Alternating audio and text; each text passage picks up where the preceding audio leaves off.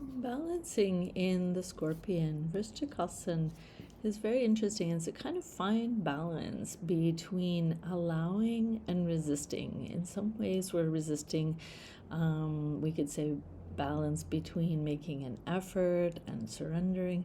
So here you'll see some of the TTC students from our batch in Natala in the Himalayas, and they've been working, of course, on the scorpion Vrischikasana for a few weeks now. And it's interesting to note when we work on it, we may fall down many times.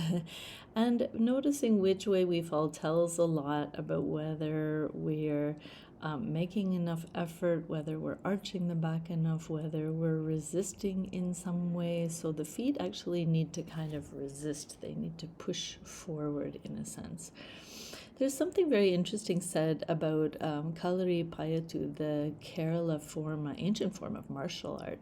And there they talk about the body becoming all eyes, as if the body becomes a kind of unified sense organ, and we have this kind of hyper vigilance or hyper awareness. We're aware of every part of the body. We're aware of the role of each part and of using each part.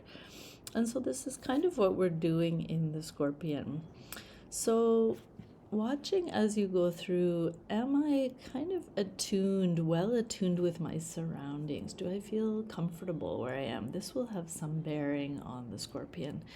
The scorpion is able to anticipate and react to threats. So if it feels threatened, the scorpion's tail will rise up and then it will be ready to strike.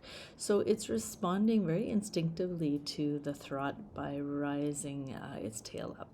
So we become also sort of poised to strike when we position our body this way, and yet we don't. We hold on that fine line between reacting to something and not reacting to something, which is very, very interesting. So the scorpion is ready, alert, watchful, but not reacting, not striking. And it's a kind of beautiful metaphor for how we are to be. So you might notice in the practice some tips that will help you. We need to arch the back as much as we possibly can. So full arching means I'm taking advantage of the spine's curve and the full potential of my arch.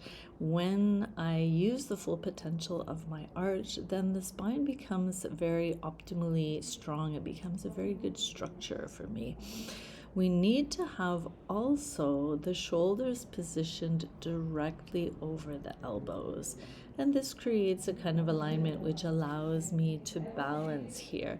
So if the shoulders are not properly aligned, then I'm using my strength only to stay there, which becomes quite difficult. Take the help of a teacher. Take your time and try to be very steady and comfortable in the headstand first. So notice all or each of the steps of the scorpion. Notice first the arching. Can I go further? Then start to notice, do I have a fear of falling? Well, that's part of the process. So see what happens if I fall, if I push the feet a little further and then I end up falling in the direction over my head. Well, that's just fine, actually. So it's only by falling actually that we learn how to balance. And this is the process for most of us. We may fall many times, and only in that process we learn how to stay.